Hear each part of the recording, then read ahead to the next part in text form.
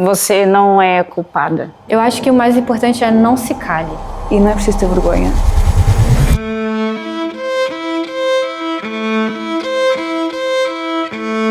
Assim, uma mulher que sofre violência, como qualquer outra pessoa, tem o direito a ser ouvida, tem o direito a ser escutada, tem direito a ser protegida. Sinceramente, eu acho que o que me deu força foi mesmo a terapia.